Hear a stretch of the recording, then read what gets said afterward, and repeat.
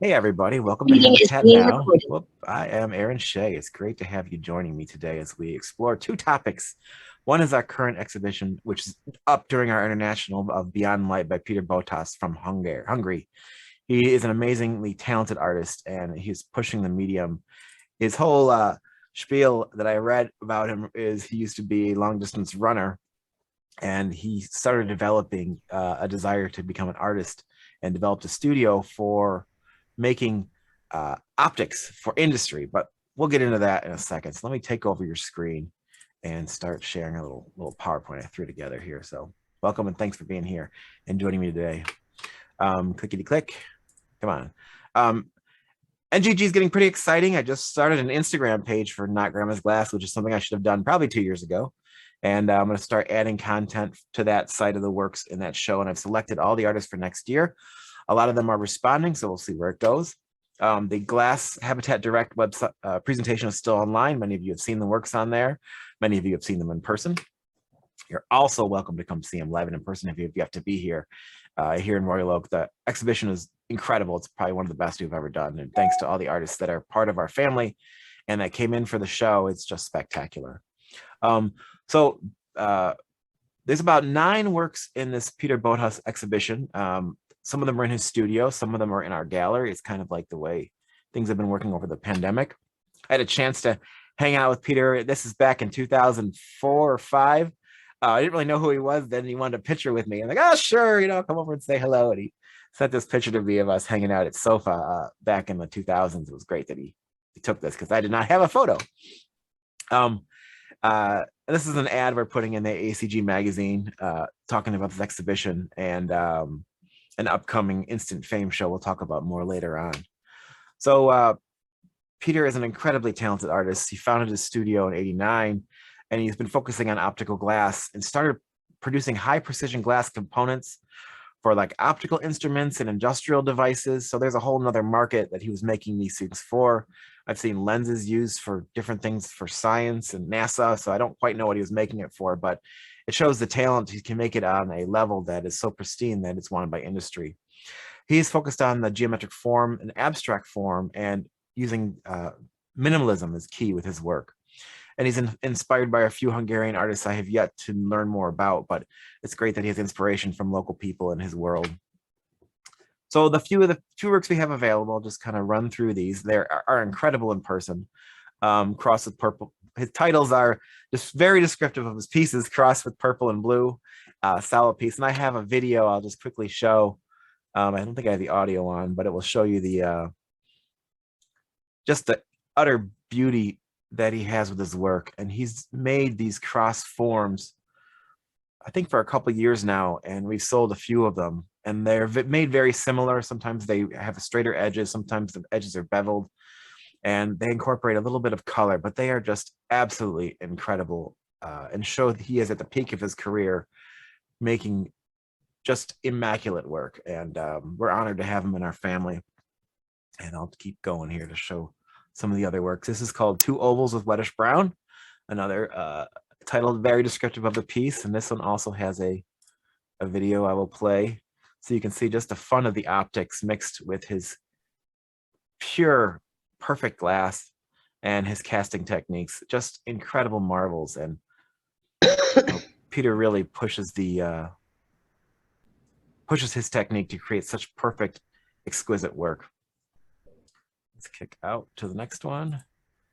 There you go. And this piece we have in the gallery, ball slices with cubes, different geometric forms put together, playing with color. We have a 360 video of this, but if you want more of these, I can always send it to you personally. This is the last 360 I wanted to show of cross diachronic glass. This one's basically clear, but it has some amazing refractory coloring in it. And I can't tell if it's from the piece alone or if it's from things in the room. It's got some beautiful purples and oranges and blues and different tones that just magically appear in the piece. We have this work in the gallery, however, it's in a dark room, so it doesn't really have a lot of these refractions that happen on our current display, so I'm trying to move it into a lighter area. And I also love his little 360 tables. I'm gonna write him a note, ask him where he got them, because they just really add to the presentation of his work. But you can see the edges are beveled on that piece, which is different than his other piece. getting cubes with black wedges, different types of forms, different purity in the glass. Almost 20 inches tall. It is a wonderful work. Homage to Mahali Nagi, someone I need to learn more about, but this has a lot of negative space, different panels that have been placed together with color. It is absolutely exquisite.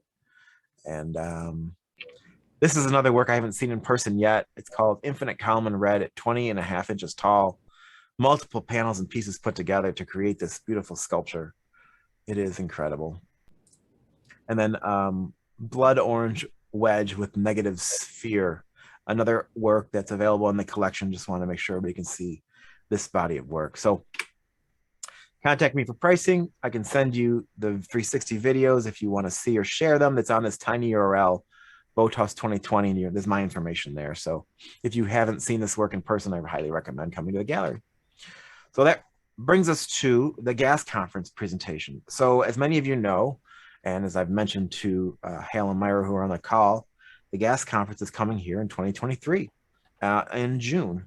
And it's exciting news for this magic to happen next year in our local backyard. And a lot of the people in the area have been contacted and had a dialogue with GAS already. And it's a very interesting time. And like I said before, I'm trying to figure out how the proposal process works. I'm sure it's not super difficult, but the proposals for ideas of people coming to Detroit. And if many of you haven't been to the GAS conference before, it is basically the biggest conference celebrating the medium from both sides, from collecting to making to producing products for making glass. A lot of people who make the kilns and the tools, they show up. So it's an all in all big event from all aspects of the world. And what's great about the Detroit area, there's also a big community of art and artists. And there's also the people from the functional world, which celebrate with the Michigan Glass Project, which is moving their date to the opening as we are moving our international. So this is the part where we kind of talk about ideas here. We have some ideas I'll kind of go over, but let me just see if there's any more slides here. There isn't. Good. So I'll end the sharing of the screen. There we go. So we can kind of look at each other. And you're obviously unwelcome to unmute and have a dialogue here. So with the GAS conference coming, the date for the ideas I think is due next month. So these ideas got to get in and I got to get going and we got to get approved and get the ball rolling and figure out how it works, which will be a dialogue with them more to learn more about what they expect and what can happen. There's the Russell Industrial Center down in Detroit where they're headquartering this event, which is a great location and easily a great focal point to start everything. But then everything kind of spreads out from there. And I know transportation may be an issue because, you know, the events and galleries and studios and institutions are kind of far away from each other. So they'll be figuring that part out. But what we had for an idea is we're moving our international date. So we're moving our date to overlap somewhat the GAS conference. Now, from a perspective of business, there'll be certain days for our international, which will be before the GAS conference for those who attend our event, because there's certain things that we do that we don't want the public coming to. That being said, there's a lot of events that are going on that we want to enable our attendees to go to once we find out what's going on, because having our international and the GAS conference together makes a lot of sense. We talked about doing panels. Jen, I'll have you jump in here because you and I had a conversation about doing a panel, and I would love for you to share your idea of what that would be. Please. Thanks, Aaron. So I did a panel I proposed at the Murano conference where it was women in glass. It was with Amber Cowan, Susan Glasgow Taylor, and myself, with Amy Schwartz as the moderator. And then when Aaron and I were talking, I was saying, you know, what would be interesting, since glass is really kind of incorporating other media, it's incorporating other people's like concepts or directions of, you know, going not only with the technique, but also where is it going in general for glass. And especially now that Aaron has changed the, you know, the name of the gallery, I thought it's kind of nice to even introduce the idea of how it intersects with fine art, or how the material is just the material. So that was one thing Aaron and I were talking about. Yeah, you were kind of discussing the the future perspective of glass as an art form overall, not Mhm, just being so separate as the past, which is, an mhm. important part because a lot of the artwork we show in the gallery is multimedia, whether you like it or not. It's very few that are still pure in the glass form. But that makes a lot of sense and allows the opportunities to have a dialogue about it, which I think is an important thing and relevant to what you were talking about too, about the actual glass conference changing, as they incorporate more opportunities for people to become more and more involved. So the idea of panel, which you go and talk about, is a great one. If anybody has any ideas for panels to submit to the gas conference, like you talked about future of the medium, I was thinking of doing a NGG panel with the artists for Not Grandma's Glass, because now that we have all the artists selected, which I think is 28 over the 3 years, it would be great to do an NGG show, especially somewhere nearby, and have a discussion about it because it's such a hot topic. So we may be doing some fun stuff like that. Um, Other panels that I've talked about with some people too was architectural in glass. I know Martin Blank wanted to bring some. A lot of people are going to be in towns. There's lots of opportunities here to have people talk about a topic they want. So he was talking about getting together with a couple of the artists that work in architectural glass and do a panel. But what is everybody else's ideas? What are you guys thinking? Chris, do you have any Large-scale ideas? installation. About 3 weeks ago, there was a trade fair downtown Yeah. on 3D printing, Mm-hmm. Interesting. and some of it involves 3D printing with metal. And I know that there has been 3D printing with glass as well. I don't know how it's done, but I think it would be interesting to bring a panel on new technologies in glass sculpture. Yeah, I feel like that could be a very innovative way of having a dialogue about the technology as it becomes more and more invented. Carrie, do you have something to say? Yeah, I wasn't sure if you could see me waving my hands. Yeah. Hi, everybody. I actually watched a fascinating episode of the show Abstract, which is on Netflix. And they featured a person called Neri Oxman, Nerioxman. She is the director of the Media Lab at MIT. And she's an Israeli person who was trained in both medicine and architecture. And her mission on Earth is to get rid of all plastic and find new materials. She was hired by Nicholas Negroponte at MIT because she was a misfit. He was looking for a misfit and somebody who would come in and make trouble and do things in a very odd way. She is the person who figured out how to 3D print glass on a rather spectacular scale, not enormous, but kind of, like Habitat, large scale, art scale. And this work was shown, I believe, at the Venice Biennale, or it's, some major show. She's also shown her work at the Cooper Hewitt. And as we speak, there's a show of her work at the De Young Museum in San Francisco. So she printed, the show's fascinating, Aaron, and everybody who loves glass, because it's such a problem, right? Because of the nature of hot glass. And she figured out how to 3D print this cylinder where the coils were laid, but perfectly one on top of another. And that's the piece of art that she showed. But it's a fascinating show. It's an hour long. And the 3D printed glass part is like gasping exciting. So Neri Oxman is someone, you might want to look into. She's amazing. Yeah, I will definitely make a note of that for sure. And since it's part of new technologies and she's already figured it out, that's great. Well, it's problematic, but she was able to achieve this gorgeous form. So the first person I ever seen him do that was Mark Pizer with his cold streaming process. He had a giant vat of glass above at his kiln would shoot down a stream on a spinning bowl, and they wore spacesuits and I thought they were all going to die, but he made it work. It was quite amazing to see that style. What was the show again? Someone asked. Yes, the show is called Abstract, It's fantastic. It features Olafur Eliasson and all kinds of other amazing artists, architects, illustrators, graphic designers. It's only 2 seasons and it's on Netflix.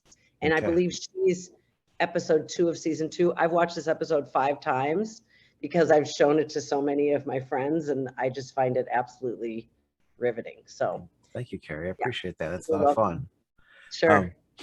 Chris, you have any ideas? I'd love to have your dialogue as you joined us today.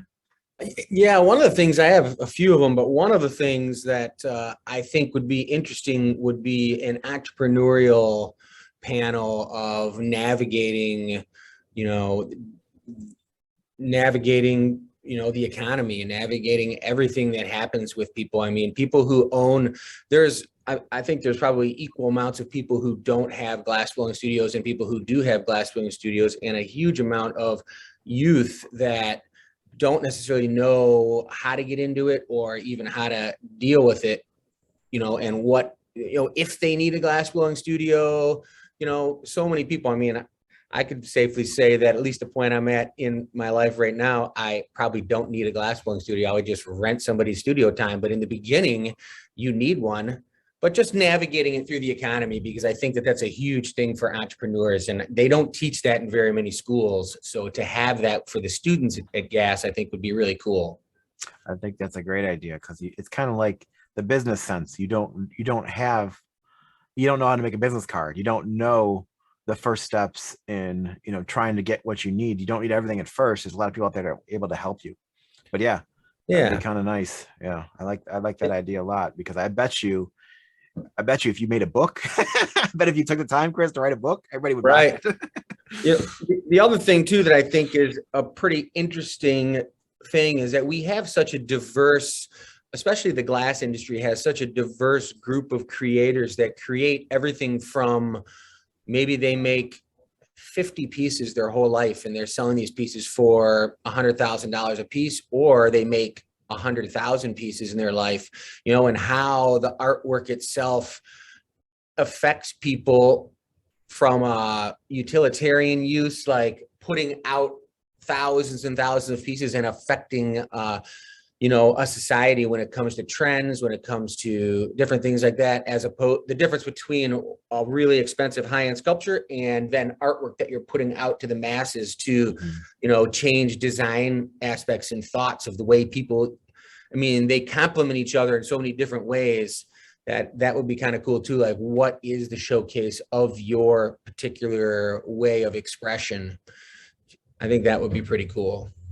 And little guidelines would definitely help, just from an aspect of creating, like even teaching bodies of work, right? You have a body of work that you focus on and you get to that point where you're ready to move on to the next one. And that helps as an artist, in my mind, level up your career to the next thing you want to work on. And these are the kind of things that are important, but aren't really taught, because everybody's like, okay, let's see what you can do. Okay, you've done it. Now let's focus on the next student. So yeah, I believe that's going to be great. It's a great idea. It's a very unselfish topic, Chris, that I think is definitely needed by far in this kind of world for the up and comers. Mm-hmm. Michelle, you had an idea too. Would you join me and unmute yourself and have a little dialogue with us? Hey there, how are you? Good to see you. Nice to see you. Yeah, so I was talking to April Wagner, and I think we'd like to do something about women in the workplace and just how to make a living as a woman glass artist and just different options that are out there. We were thinking of having a gallery owner, a curator, just kind of from the perspective of a female having a studio, what that entails, what that looks like, and how to make a professional living out of it. Yeah, I think it's a great idea. And I also think, sharing the trail of help, people that are out there that they can come to as the word for it, where you can seek those who know the answers and not be afraid to ask. That can be kind of a great way of approaching that conversation too, because there's going to be a lot of people who are, especially at the GAS conference, who are up and comers who are afraid to ask. Yeah, and mentorship. A mentor, thank you. A mentorship. Yeah. Different, you don't have to be a full-blown mentor, but at least, we're here for your questions beyond the GAS conference. We're doing the Seattle Art Fair, and we're doing an all-women show in the booth at the Seattle Art Fair, promote keeping, doing our part to keep the energy going in this kind of story. But I think, Michelle, it's a great idea, especially because, Regina, who's on the call, is arranging a Zoom talk of women artists, and she's putting together a small little dialogue of how to get that support going. And I think that could be a start off. She's continuing kind of what we did in Florida with our Beyond the Glass Ceiling show, but just having a dialogue about it. But that's a great idea. Yeah, and I think that there's many different levels, and to come to the table when you're in college, you're taught, get a gallery show and you've made it as Mecca. But if it doesn't buy your groceries from that path, from learning to the gallery, you know what I mean? What are the options before you get to that path? Where else could you learn?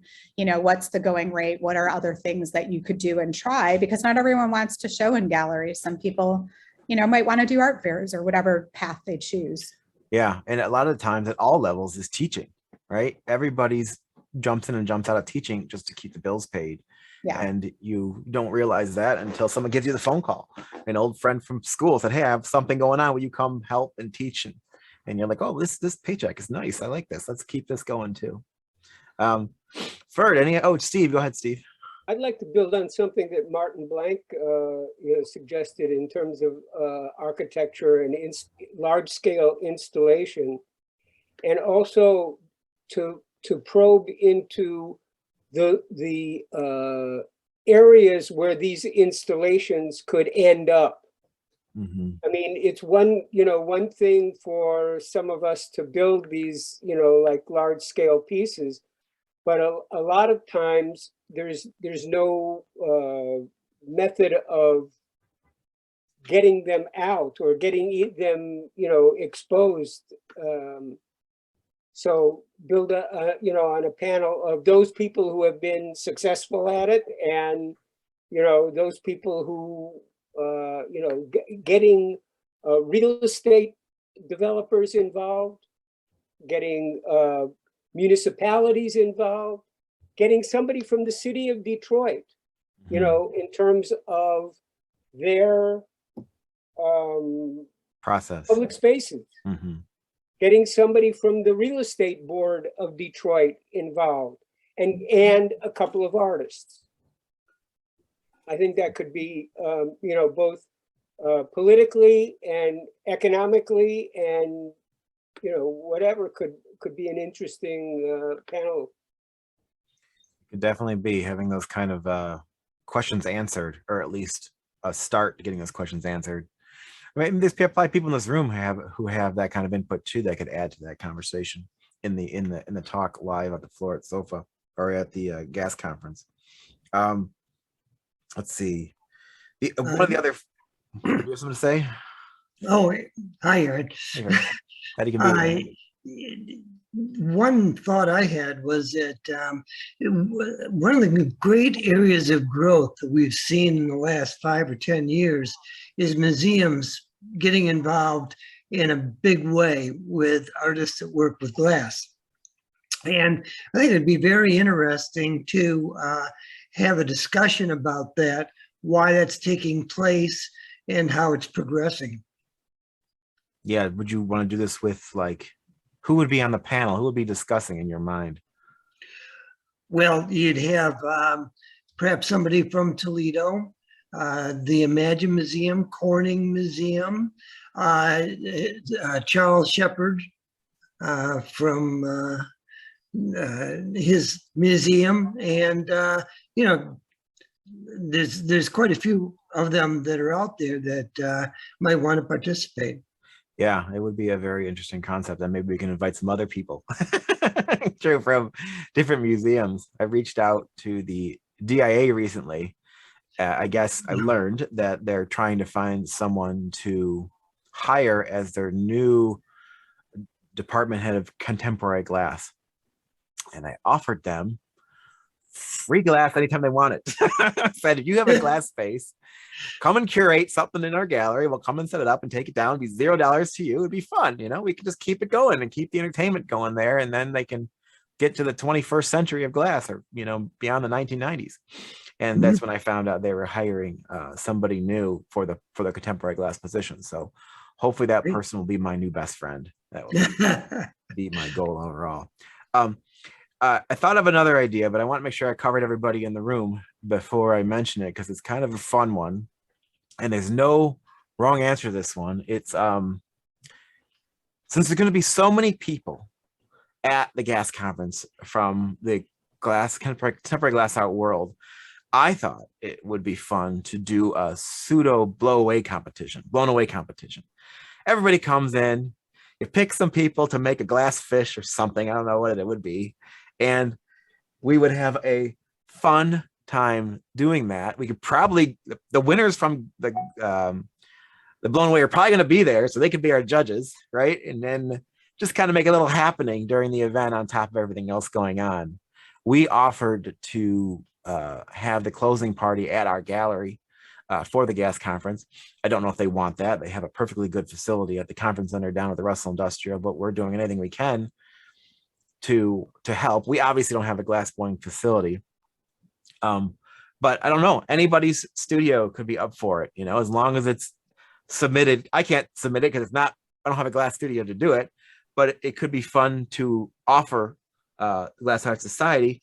Blown Away was one of the funnest and most watched shows during its era, at least at the time on Netflix. I watched the heck out of it, and I'm looking forward to the next season.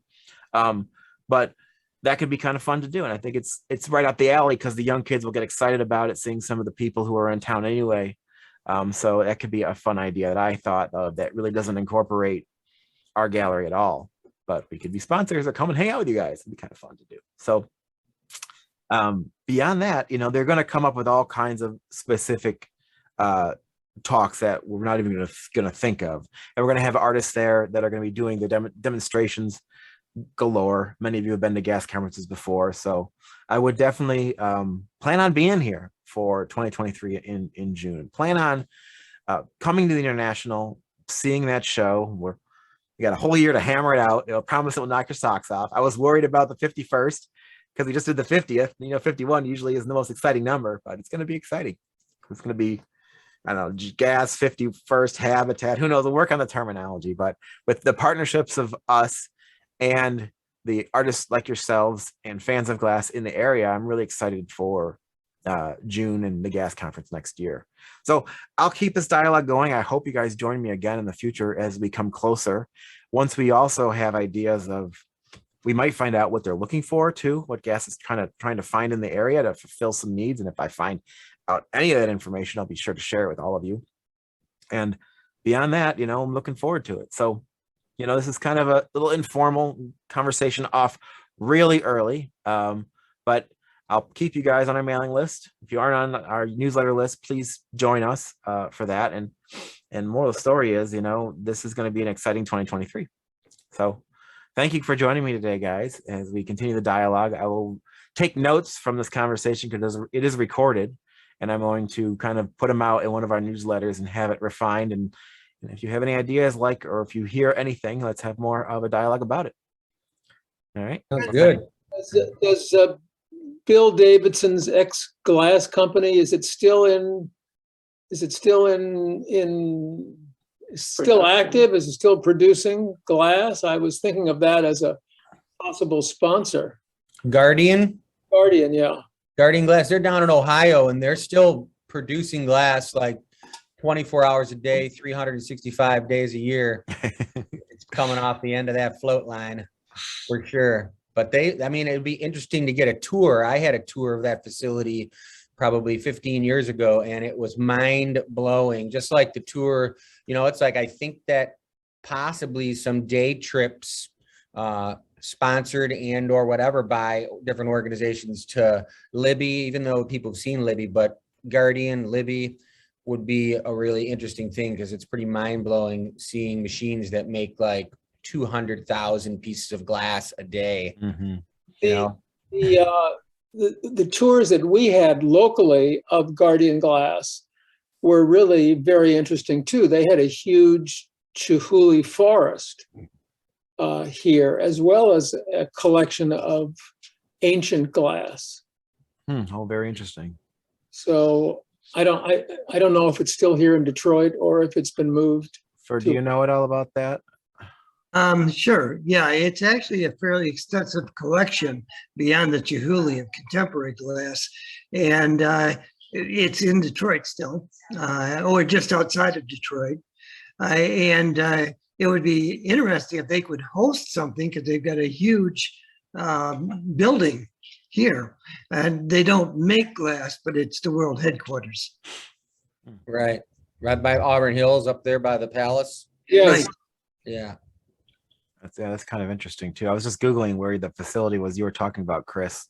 It's by Toledo, just straight Yeah. down 51. I suspect, and I would hope that Toledo would be involved in some shape or form because it's not too far away, but we'll see. Like we're trying to get Flint involved too, just a touch far away from Detroit, but you never know, what they're up to. I'm sure they're going to be super active anyway with their members and being excited about gas. So I love the idea, Hal. It's a great one. We'll definitely continue the dialogue about it. And if anybody has any contacts at Guardian, it'd be a good time to stir their pot and let them know, this is what's going on. It's different from what you do, but that's what people need nowadays. I need some exposure on a different level. So many glass companies that advertise me on TV. I see glass companies and gambling here. Oh, it's all I see on TV here in Michigan, which is driving me crazy. But more of the story is it's a great idea. Well, thank you all for joining me today. I'll be posting this up on YouTube for share for those who couldn't make it. And I appreciate you joining me every week. We'll continue this effort as we go into the future. And as long as we keep doing these Zooms, I have plans all the way to the end of 2023 to keep going if you're with me. So be well, everybody. Have a great weekend and stay safe. Stay cool. Take care. Bye-bye. Bye-bye now. Thank you.